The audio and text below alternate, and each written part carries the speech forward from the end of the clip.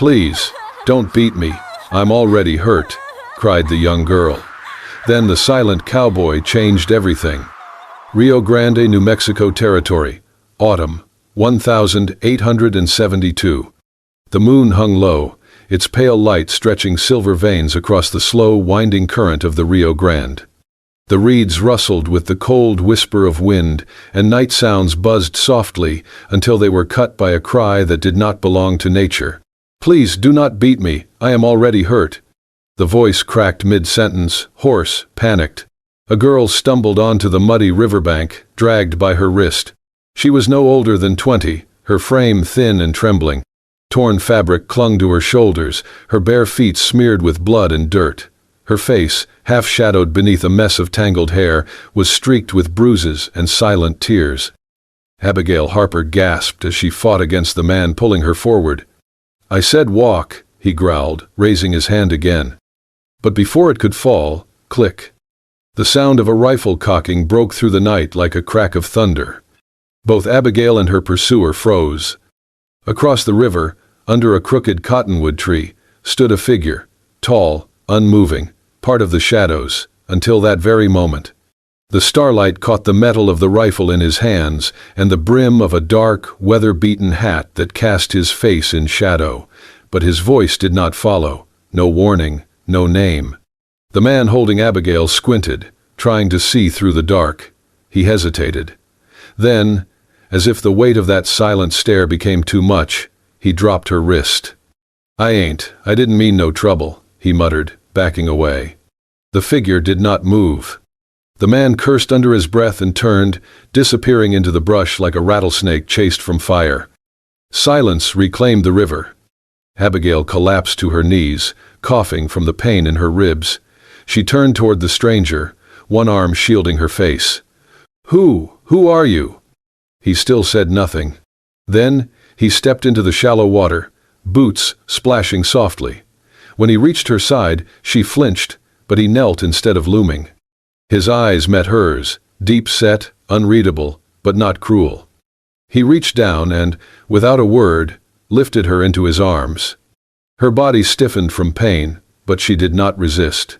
For the first time in days, no hand struck her, no voice barked at her to move faster. His touch was careful.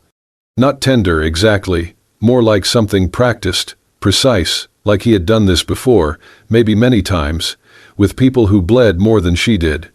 He carried her away from the river, his boots pressing soft tracks into the moist dirt. Beyond the tall grass and through the thin woods, a tiny cabin came into view, a single window glowing faintly with orange lamplight. Abigail drifted in and out of consciousness, every step sending lightning through her bruised side. But something about his steadiness, the smell of pine and leather on his coat, and the calm in his breathing began to ground her. When they reached the cabin door, he nudged it open with his boot. The room inside was sparse. Wooden table, single bed, shelves lined with glass jars and dried herbs. A fire crackled low in the hearth. He laid her gently on the bed, then stepped away. She watched as he poured water into a basin, tore a strip from a clean cloth hanging nearby, and brought them to her side. Only then, his voice came. "You are safe now." It was low, rough, like a voice unused for too long. Abigail blinked at him, trying to sit up. "Why did you help me?" He didn't answer right away. He only dipped the cloth into the basin and pressed it against her temple. When he finally spoke again, his words were quiet, but sure. "No one deserves to be hurt like that." Then, he stood, turned, and stoked the fire. Abigail lay still, her limbs trembling but warm, the scent of cedar smoke curling through the room. She did not know his name. She did not know what tomorrow would bring. But for tonight, she was no longer alone on the riverbank. And someone, without needing to speak it aloud, had chosen to stand beside her. The cabin was still when Abigail opened her eyes. Dark wood beams crossed the low ceiling. A fire crackled in the stone hearth, its light flickering softly against the walls. The air smelled of smoke, pine resin, and something sharper, herbs maybe. Her body ached in layers, and every breath reminded her of the bruises across her ribs. Then she saw him. The man sat by her side, sleeves rolled up, hands working with quiet care. He was pressing a cloth to her arm, gently cleaning dried blood she had forgotten was there. His movements were practiced, efficient, never lingering. Beside him on the table lay strips of bandage, a mortar of crushed herbs, and a tin of salve. He looked up only when he noticed she was awake. "Where am I?" she whispered. "Safe," he replied. His voice was the same as before, gravel, rough, low, and few in words. She studied his face in the firelight. He was older than she'd thought at first, maybe 30. Faint lines etched his brow. His jaw was shadowed with days-old stubble. The eyes, though, gray-blue, steady, carried something that made her feel both seen and invisible at once. "Who are you?" she asked again. "Caleb." That was all he said. He dipped the cloth again and resumed cleaning. Abigail turned her face toward the wall, silent. The next day she tried to sit up on her own. Caleb noticed from across the room but did not rush to help. He watched. When she winced and fell back with a groan, he brought a cup of water and placed it beside her. By evening, she was able to stand. The days passed slowly. Mornings brought weak sun and the sound of birds by the river. Afternoons drifted by in quiet tasks, Caleb chopping wood, fishing near the bank, or tending something in the small garden out back. He spoke only when necessary, and even then, only in short answers. Abigail, restless in the silence, began to speak. She told him about the mine owner her father had promised her to. About the first time the man slapped her for speaking without permission. About the bruises that never faded, and the look in her father's eyes when she begged not to go back. "I was a debt," she said one morning, sitting on the porch with a cup of weak tea. "A body to be traded, that is all I ever was to him." Caleb was whittling something on the steps. He did not look up, he did not speak. But the next morning she found a fresh loaf of bread wrapped in cloth at her bedside. He never asked questions. Not about where she was from, or why she cried in her sleep. But he left his wife's old clothes folded neatly on the stool, faded cotton dresses, a shawl with a stitched hem, boots 2 sizes too big but dry and warm. Abigail began to move more. She swept the porch. She helped clean wild herbs and tried to patch the torn shutter on the window. Her hand was clumsy with the hammer, but Caleb handed her the nails anyway, then stepped aside. Each night, she returned to the small cot he had made for her and found it freshly laid, the pillow fluffed. She never saw him do it, but she knew it was him. One night, as the fire burned low, she said softly, "You do not talk much." He did not look up from his corner. "Words are cheap." She frowned. "And silence? Sometimes costs more." That was the longest sentence he had spoken since she arrived. Abigail was not sure when she stopped flinching at footsteps, or when she stopped checking the window for shadows. But one morning, as she stood in the sunlight, brushing her hair with her fingers, she realized she had slept through the night without fear. Caleb walked past her with a bucket of water. Their eyes met briefly. She offered him a small smile, not out of politeness, but because something inside her felt just a little less broken. He did not smile back, but he nodded, once, before disappearing into the trees. Abigail was sweeping the corner near the small shelf when she noticed it. Tucked between 2 weathered tins and a bundle of dried sage was a leather-bound notebook, its edges curled with age and use. She hesitated, then pulled it free. The pages were yellowed. Ink had faded in places. She flipped through carefully. There were diagrams, detailed sketches of the human body, wounds marked with tiny X's, and notes in tight cursive. Names filled the margins. Private Mitchell, Sergeant Holloway. Dates, medical dosages, battlefield conditions, and a drawing, rough but tender, of a woman smiling, wearing a nurse's cap, her eyes full of life. Caleb entered behind her, arms full of kindling. He paused, then set the bundle down with deliberate slowness. "That's not for burning," he said. "I wasn't going to," Abigail replied softly. "Is this yours?" He nodded once. She looked down at the page again, then back at him. "You were a doctor?" "Army medic," he corrected. "During the war." She waited, not pushing.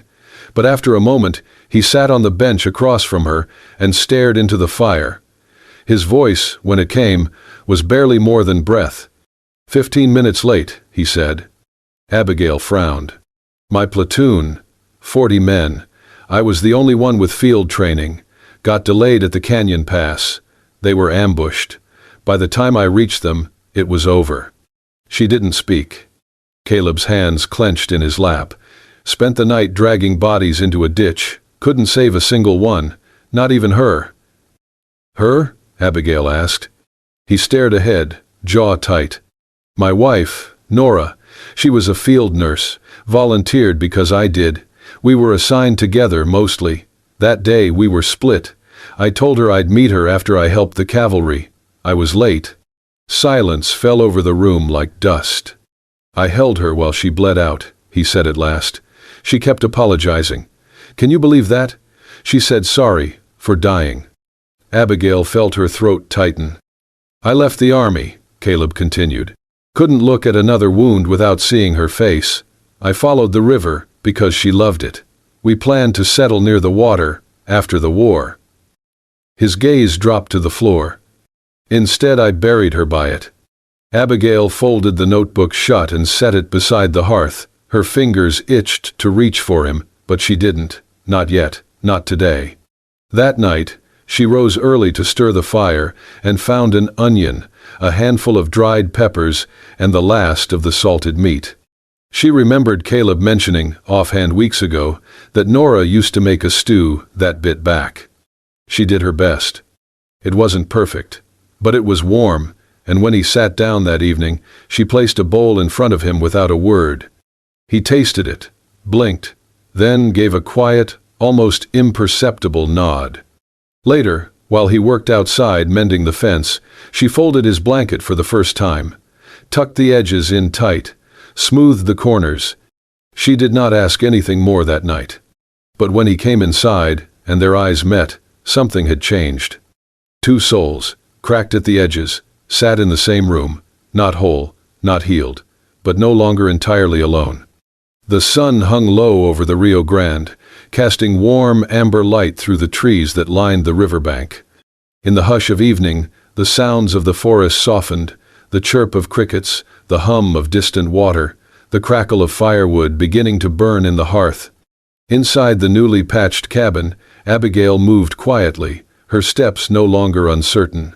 Her hands carried a small wild daisy she had picked near the fence line, its petals pale and slightly curled. She placed it gently in the center of the wooden table before stepping back and brushing her skirt with the side of her palm.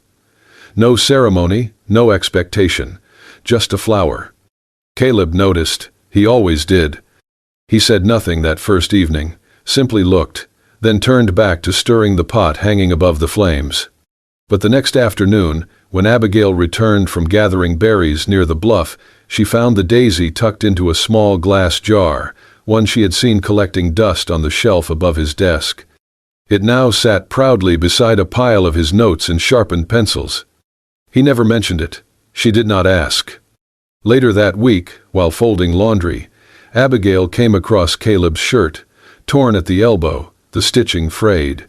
She laid it out on her cot and threaded a needle without thinking, the motion familiar from years tending her younger siblings' clothes. Her stitches weren't perfect, but they held. She left the shirt folded neatly at the foot of his bed. The next morning she found the shirt gone, but when he stepped out to chop wood he was wearing it. No words passed between them, but the air between them felt warmer somehow, like the coals in the hearth that never truly went cold. Then, one quiet evening, Abigail returned from the river's edge to find a book on her side of the table.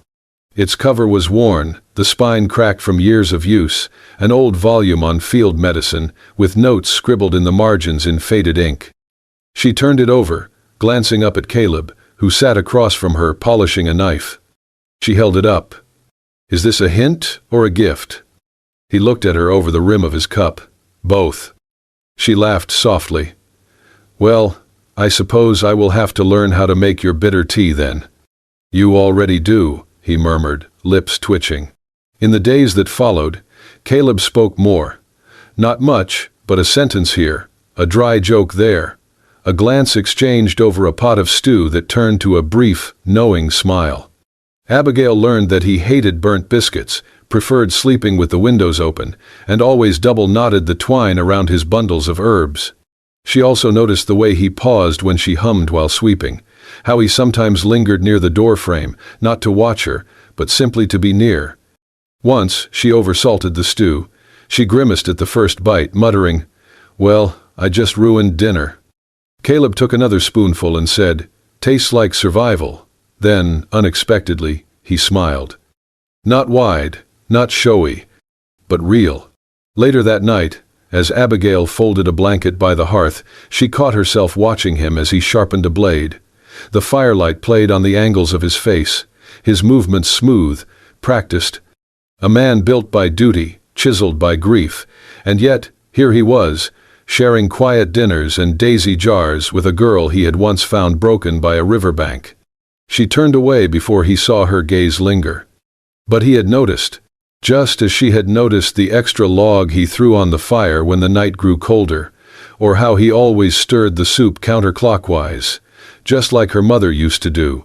Somewhere between the silence and the stitching, the daisy and the book, the spaces between them had started to disappear. No grand confessions, no declarations. Only the small, careful rhythm of two people learning to trust again. Outside, the fire crackled beneath the stars. And for the first time in a long time, Caleb left the cabin door open. The night was still, too still. Crickets had fallen silent. The river's lapping softened beneath a shroud of unnatural calm. Abigail stirred on her cot, eyes fluttering open to a strange flicker outside the cabin's single window. At first, she thought it was moonlight. Then the smell hit her, sharp, acrid, choking. Smoke. She shot upright, coughing. "Caleb!" No answer. She flung open the door, and the world beyond glowed orange-red with the reflection of flames climbing into the sky. The side of the cabin had already caught fire, licked by tongues of flame born from torches hurled through the brush. Thick black smoke curled into the air, rolling low over the trees like a warning. From the shadows, voices, shouting, jeering, echoed through the night. "They said she's hiding here. Burn the bastard's hut down. Let's see if she runs." Abigail froze, barefoot in the grass, paralyzed by the sound of snapping twigs and boots thudding closer. A hand grabbed her wrist. "Run." "Caleb." His face was soot-streaked, jaw tight, eyes already scanning the tree line. He had emerged from behind the shed, bow slung across his back, a knife in hand. "But the cabin, your things?" "I can build again. I cannot build you." He didn't wait for her to argue. He yanked her into motion, and they ran, between trees, over exposed roots, through the dense brush that clawed at their skin. Behind them, the fire raged louder, but worse than the fire were the footsteps. 5 men, maybe more. Abigail could hear them yelling behind, breaking through the underbrush. Her lungs burned. Branches whipped at her face. "Where are we going?" she gasped. "Through the creek," Caleb panted. "There's a cave. They won't find it in the dark." They splashed into the icy water, boots slipping on smooth stones. Abigail nearly fell, but Caleb kept hold of her arm, always her arm, like if he let go she'd vanish. Gunfire cracked behind them. The water beside them erupted, bullets missing by inches. Abigail screamed. "Keep going," Caleb barked. A second shot rang out, and Caleb stumbled, his grip faltered just for a heartbeat. "Caleb!" He gritted his teeth, eyes wild with pain, but forced his legs forward. "It's nothing, keep moving." She saw the blood, saw the way it soaked the back of his shirt, a dark stain blooming like ink in water. But he never cried out. He never stopped. They reached the far bank. He pushed her up onto solid ground before following, breath ragged. "We're close," he murmured, barely audible over the pounding in her ears. They climbed a narrow ridge, barely more than a goat trail, and squeezed into the narrow mouth of a rock formation hidden beneath an overhang. The world inside was pitch black, the only sound their panting, and the far-off roar of fire consuming the home they'd shared. Only when she lit a small lantern, its flame flickering to life, did she see him fully, shirt torn, skin slick with blood and river water, sweat beading his brow. He had pressed one hand against his back, fingers trembling. "Let me see," she said, voice shaking. He waved her off. "Just a graze." "Caleb," I said. He stopped, closed his eyes. When he spoke again, his voice was softer. "We're safe, that's enough." But it wasn't enough, not to her. He had bled for her, fled for her, risked everything. She pulled the bag of herbs and bandages from the pouch slung over her shoulder, the one he'd packed hastily before the fire caught, and set to work. Caleb leaned against the cool rock wall, silent as she cleaned the wound. Not once did he flinch. The cave smelled of damp stone and iron. His breathing slowed as she worked, careful hands pressing cloth against the torn skin. Her fingers trembled, but her resolve did not. "They wanted to burn me out," she whispered. "They wanted to take me back." "They will not," he replied. "You could have let them." "I never considered it." His eyes met hers, and there, in the dark, blood drying on his shirt, breath shallow from exhaustion, Caleb gave her something no man ever had before. Certainty. He would rather bleed than let her be taken. He already had. And she would never forget. The cave was silent except for the soft, irregular rasp of Caleb's breathing. Abigail knelt beside him, the lantern's glow throwing long, dancing shadows across the stone walls. His face was pale, slick with sweat, and when she touched his forehead, her heart sank. He was burning up. She rummaged through the satchel of supplies, herbs, a water skin, a book of medical notes he had once handed her, with no explanation. She had read it in the evenings, turning pages by firelight while he carved or cleaned tools.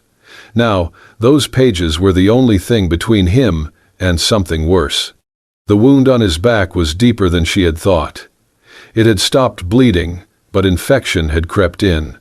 His skin was hot, flushed in angry blotches. "Caleb," she whispered, brushing damp hair from his forehead, "you have to stay with me, please." His lips moved. "Rachel." The name stopped her, not hers. Abigail's throat tightened. He called it again, a breathless plea. "Rachel, I'm sorry I couldn't get there in time." Abigail swallowed hard. She knew that name. He had said it once, long ago, staring at the fire. His wife, the one he had lost, the reason he had vanished to the edge of the world. She held his hand. "I'm not her," she whispered. "I know that. I don't want to replace her." Her voice trembled. Her hands did too, but she didn't let go. "I just want to stay, Caleb, if you'll let me." He drifted again, falling into fevered sleep, and she stood with a new sense of purpose. She stepped outside the cave, careful not to wake him, and began searching for what she had seen in the book: willow bark, mint, dried cattail fluff, for bandages. Her mother had once taught her about plants, about boiling leaves and scraping bark.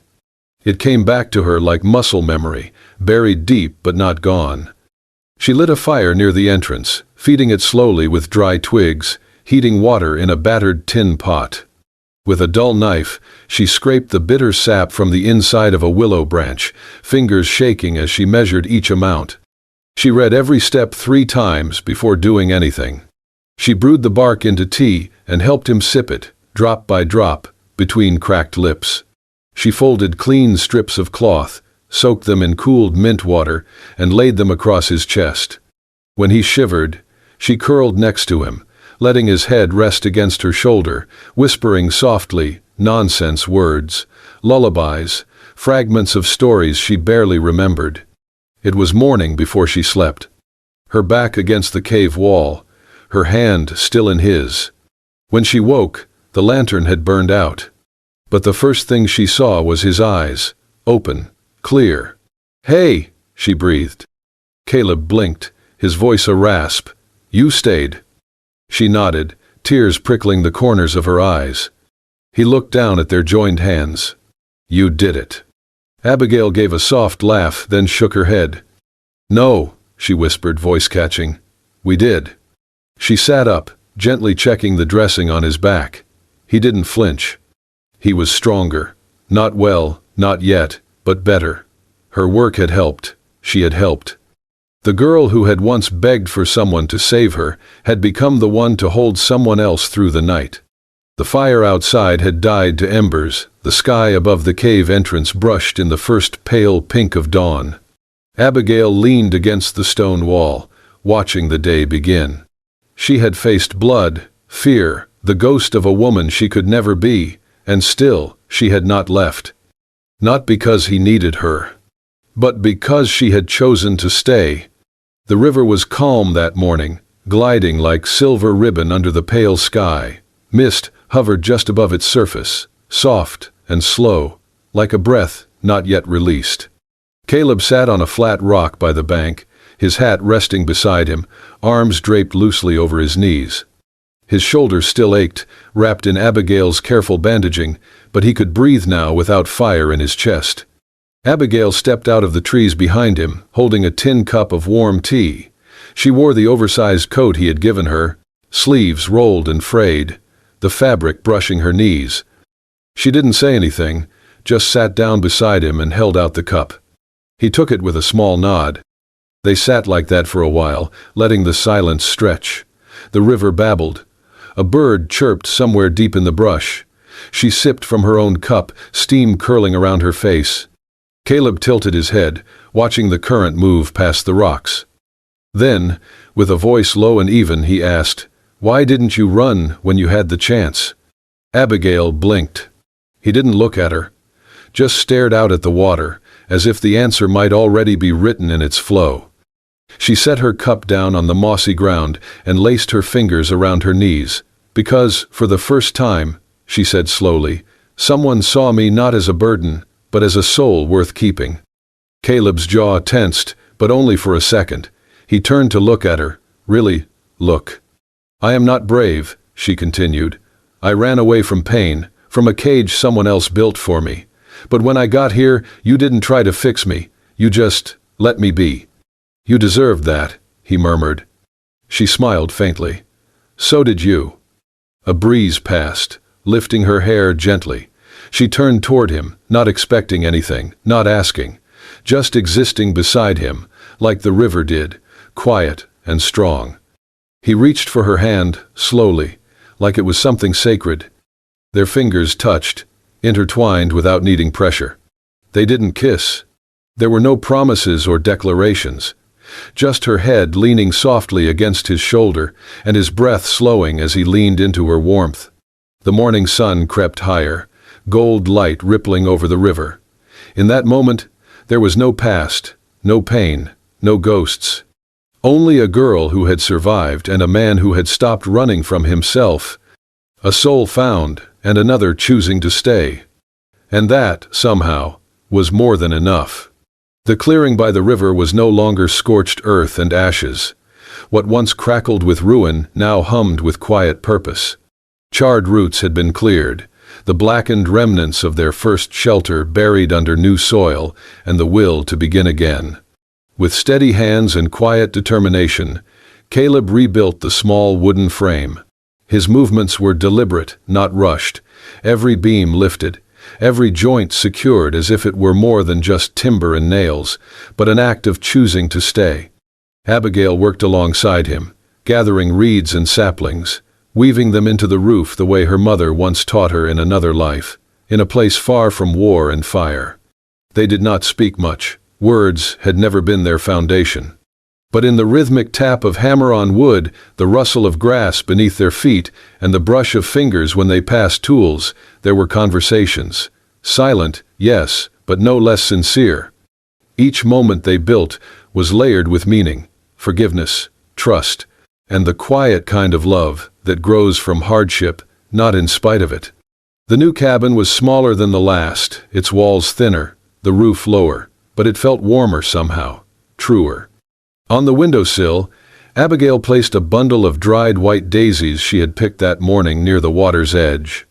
Next to it sat a lace cloth, uneven in stitching but clean, carefully laid beneath the old oil lamp.